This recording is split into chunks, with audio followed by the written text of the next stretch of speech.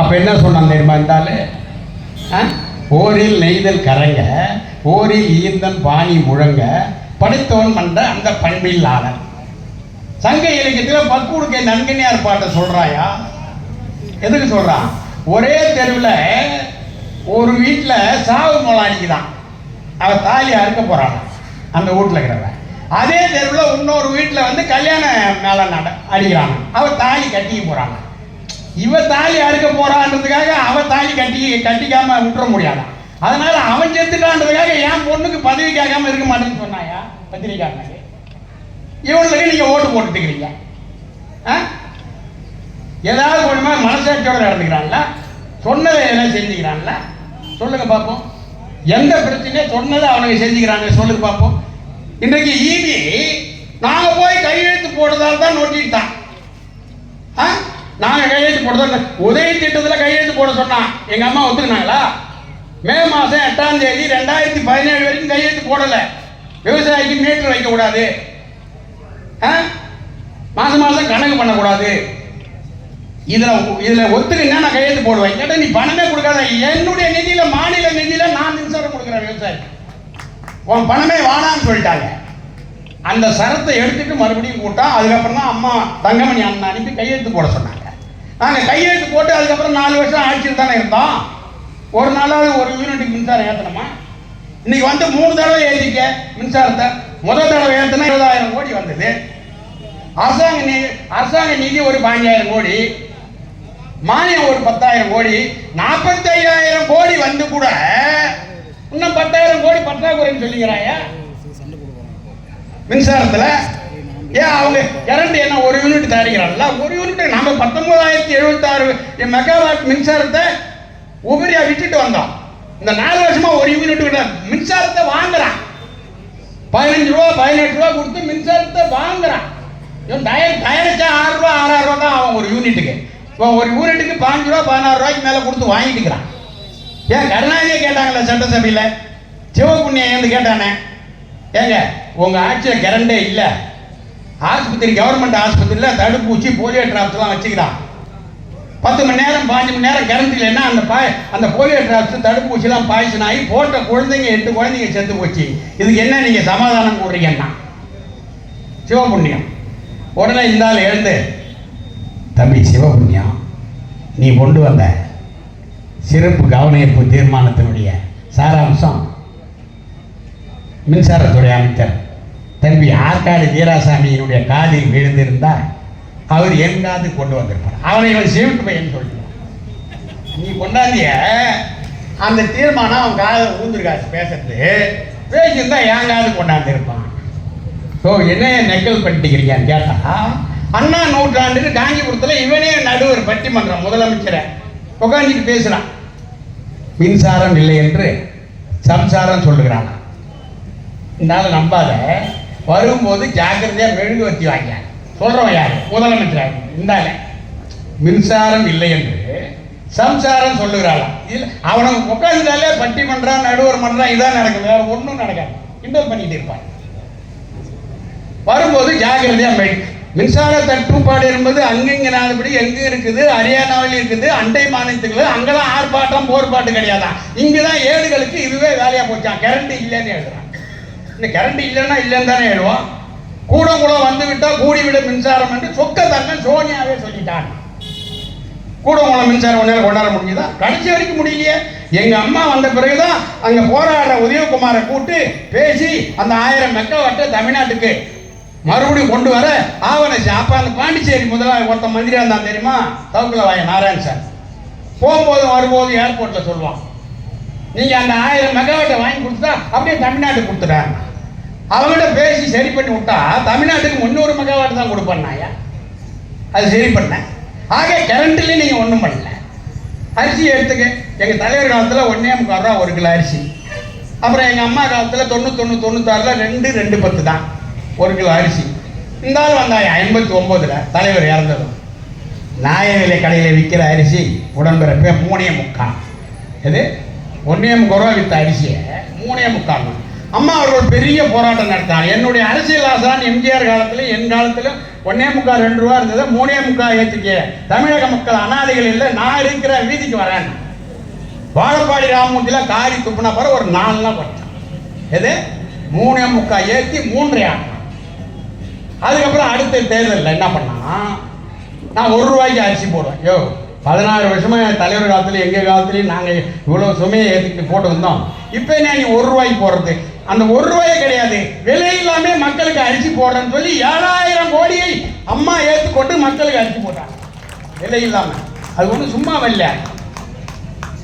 மத்திய அரசு BPL ரகன்னு பிரிக்கிறான். Kilo poverty line வறுமை கோட்டு கீழே இருக்கிறவனுக்கு 5.65 கொடுக்குறான் ஒரு கிலோ. எபோ பாவர்ட்டி லைன் வறுமை கோட்டுக்கு மேல இருக்கிறவனுக்கு 8.30 கொடுக்குறான். தஞ்சை விவசாயிகள் அந்த கொள்முதல் பண்ற இல்லையா அறுவடை சீசன்ல, அது ஒரு கிலோ 12 ரூபா அடக்க விலை ஆகுது. 12 ரூபாய்க்கு வாங்கியும் விலை இல்லாம கொடுக்குறோம், 8.30க்கு வாங்கியும் விலை இல்லாம கொடுக்குறோம், 5.65க்கு வாங்கி விலை இல்லாம கொடுக்கும். இதுல நம்ம அரசாங்கத்துக்கு சுமை எவ்வளவு? 7000 கோடியை தாங்கி கொண்டு மக்களுக்கு விலை இல்லாம அரிசி கொடுத்தோம். பஞ்சாப்ல காலால மடம் தள்ளுறாங்க, அவன் 5.65க்கு வாங்கி 8க்கு விற்கிறான் லாபம் வச்சு மக்களுக்கு. ஏன் கேரளாவில் அவன் 8.30க்கு வாங்கி 9க்கு விற்கிறான், லாபம் வச்சு விற்கிறான். நாங்க வாங்கின காசுக்கு அரிசி விற்கிற பெரியா கொடுத்துக்கிறாங்களே அம்மாவும் எடப்பாடி. இதெல்லாம் அதெல்லாம் சிந்திச்சிங்களா? எவனும் சிந்திக்கல. இப்போ அப்படின்னு சொன்னார் 7.5%. 3446 பேர் டாக்டர் ஆகிறாங்க. நான் மயிலாப்பூர்ல ஒரு துணி எடுக்க போனேன். அங்கே ஒருத்தன் துணி கிழிக்கிறவன், சார் நீங்க அதிமுக வேஷ்டி பார்த்தா தெரியலையா? இல்லை எந்த நீயும் பைத்தியம் முடிச்சிக்கலாம், அந்த பத்திரிக்கையாள பசங்க தான் பிடிக்கிறான்னு பார்த்தேன். ஒரே ஒரு அதிமுக, அது எடப்பாடி அண்ணன் தலைமையில் உள்ளதான் என் தமிழ்நாட்டில். ஏன் அவன் நீ குழம்பு போய் கிடக்குறேன்? அவன்ல நீக்கப்பட்டியா? வெளியில இருந்து என்ன ஈஸி சீட்டுக்காக 2 டாக்ஸ் ஒரு தெருவில் 2 நாய் குறைச்சிருக்கோம். அதை போய் என்னன்னு கேள்வி எனக்கு ஒன்றும் தெரியாது. அடுத்த தெருவில் ஒரு நாய் குறைச்சிது, அதனால குறைச்சேன். அது மாதிரி எதனா சொல்லிக்கிட்டு இருப்பாயா? நீ ஏன் அதெல்லாம் பண்ணிட்டு இருக்கிற அப்படின்னு. இல்லைங்க, இந்த கடையில் எனக்கு என்ன சம்பளம் கொடுப்பான், அதை வாங்கி வீட்டு வாடகை கொடுக்க முடியுமா, டாக்டர்கிட்ட போக முடியுமா, அரிசி வாங்க முடியுமா?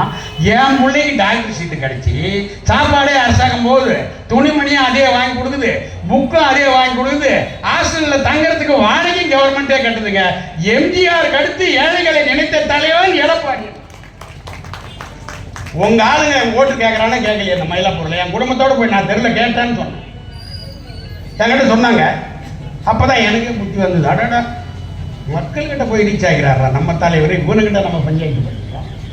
மக்கள்கிட்டே போய் ரீச் ஆன தலைவன் அவனே சொல்றான், எம்ஜிஆருக்கு அடுத்து ஏழைகளை நினைச்ச தலைவன் சொல்றான். இன்னைக்கு யாராவது எதையாவது ஒண்ணு இவனுக்கு அது மாதிரி என்ன பண்ணிக்கிறான்ல? ஏன் எங்களுக்கு நீட்டு கிடையாதா? அந்த நீட்டை ஓவர்லுக் பண்ணி தானே இந்த சட்டத்தை கொண்டாந்தாரு. 80 லட்சம் கையெழுத்து வாங்கினீங்க, அது என்னாச்சு? மகாநாட்டில் பத்தநாயகம்பாளையத்தில் தூய்மை எங்கே போட்டிருக்கிய? நீட்டு ரகசியம் எங்களுக்கு தான் தெரியும். என்ன ரகசியம் சொல்லு பார்ப்போம். எதையாவது ஒண்ணு இவர் போறாரு, மது ஒழிப்பு மகாநாடு. யாரு? அடங்கு அடங்கமடி திருப்பி அவன் இவரு திருப்பி அடிச்சுக்கிறான். இவரே சொன்னாரு, எப்பயுமே அம்மா உட்காந்தா பக்கத்துல ஒரு சேர் ஃப்ரீயா போடுவாங்க, யாரும் உட்காரக்கூடாதுன்னு. ஆனா அப்படி போட்டாங்க, அம்மா அதை எடுத்தாங்க. தம்பி என் பக்கத்துல உட்காருனாங்க. ஜாதி மதம் பார்க்காத தலைவி யாரு? அம்மா. திருமாவளவன் சொன்னது. ஜிஹெச்ல ஒரு ஆர்ப்பாட்டம், இந்த பக்கம் திருமாவளவன் கையில பிடிச்சினாங்க, இந்த பக்கம் வைகோ. தம்பி திருமாவளவன், அண்ணன் வைகோ ஆர்ப்பாட்டம் பண்ணாங்க. அந்த திருமாவளவன் போய் அங்க ஒழிக்க போறோம்னாரு. ஏதோ ஒழிப்பாருன்னு பார்த்தா அங்க போய் என்ன பண்ணார் தெரியுமா? இந்த மது ஒழிப்பு கொள்கை இந்தியா அளவிலே ஒரு கொள்கையை கொண்டாந்தா தான் அதை ஒழிக்க முடியுமா? அப்ப எதுக்கு போனாரு? இப்ப விற்கிறதுக்கு அப்ரூவ் கொடுக்க போகிறார். மதுவை ஒழிக்க போலங்க, இந்தியா அளவில் தான் ஒன்னாலதான் ஒழிப்புன்னா ஏன் வேலை வேண்டி இல்லாம அங்க போனீங்க? இவரே சொல்றாரு. அந்த இதுக்குத ஸ்பிரிட்டு அது வந்து பிராந்தில 40% கலப்பானா,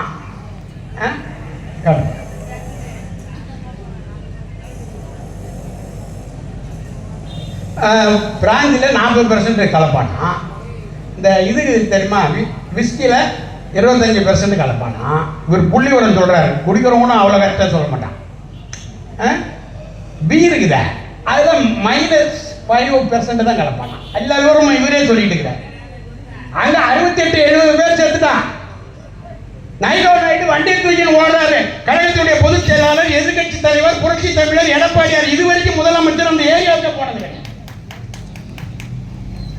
நைட்லாம் போன் பண்றாரு, இன்பதுரைக்கு போன் பண்றாரு, எடுக்கல. காலையில் என் பையனுக்கு போன் பண்றாரு, ஏண்டா நீங்களாம் ஒரு வைக்கிறா போன எடுக்க மாட்டீங்களா, ஏன்னா நைட்ல சைலண்ட்ல போட்டு வச்சு காலையில போயிட்டார். தன் வீட்டில் ஒண்ணு நடந்தா என்னவே அங்கேயே போயிட்டார். இன்னைக்கு அந்த வழக்கை சிபிஐக்கு மாத்திருக்காரு. அவர் இல்லைன்னா கேட்க ஆலைகள். அண்ணா யூனிவர்சிட்டி ஞானசேகரன் பாலியல் கொடுமை, அவனை கூட்டி விசாரிச்சு நீ போய் கூட்டுக்கு டிஃபன் சாப்பிட போப்பாங்க. நம்ம இயக்கத்தின் சார்பா அந்த வரலட்சுமி வழக்கு போட்டு ஸ்பெஷல் கமிட்டி போட்ட பிறகு தான் இன்னைக்கு எல்லாருக்குமே அது தெரிஞ்ச வருது. ஒரு நாளைக்கு பேப்பரை பார்த்தீங்கன்னா குறைஞ்சது ஒரு 14 பாலியல் தொல்லையாவது வரலையா, கம்மியாக வரல ஒரு நாளைக்கு. அதை விட கொடுமை, போலீஸ்காரனா நம்ம பாதுகாக்கிறோம், பாலியல் தொல்லை வந்து அரசாங்கம் வந்து ஓரல் உத்தரவான். அதிகாரிங்க, இன்ஸ்பெக்டருங்க, இவங்கெல்லாம் அதுக்கு மேலே இருக்கிற அதிகாரிக்கு கேம்ப்ல இருக்கு போடாத பொம்பளைய, பிஏ போடாத பொம்பளைய. இவனு மேலே இருக்கிற அதிகாரியே நம்பி போடலைன்னா அப்போ கீழே இருக்கிற ஒருத்தர் பொம்பளைங்களை எங்கே போட்டு வேலை செய்யுது? அப்போ எப்படி நீங்கள் இந்த மகளிரா இந்த மக்களை நீங்கள் கேட்டால் விடியல் அரசுன்றீங்க. என்ன விடிஞ்சது? உங்களுடைய கொள்கை என்ன? உங்களுடைய சன்னிதானம் சொன்ன கொள்கை என்ன சொல்லுங்க பார்ப்போம். கடவுள் ஒழிக, கடவுள் இல்லை. மதம் ஒழிக, காங்கிரஸ் ஒழிக, காந்தி ஒழிக, ஜாதி ஒழி. மொத்தம் 5 கொள்கை தான் உங்க கொள்கை. அந்த கொள்கையில எந்த கொள்கை உங்ககிட்ட இருக்குது? காங்கிரஸ் ஒழியனுங்க, காங்கிரஸ் கூட தான் போட்டு வச்சுருக்கீங்க. காந்தி ஒழியன்றீங்க, உங்க பின்னால மந்திரிக்கு பின்னால காந்தி போட தான் வச்சுருக்கீங்க. திராவிட மாடல்னா எல்லாருக்கும் உள்ள மாடலாம். நான் தான் சேலம் இன்சார்ஜ், போன பார்லிமெண்ட் எலெக்ஷனுக்கு பகுதி செயலாளர் கூப்பிடுறாங்க 1 டன் போட, ஜாமீன்ல விடாம பகுதி செயலாளர் கட்சி வேலை செய்யறாங்க. எலெக்ஷன்ல பகுதி செயலாளர் கூப்பிடுறாங்க.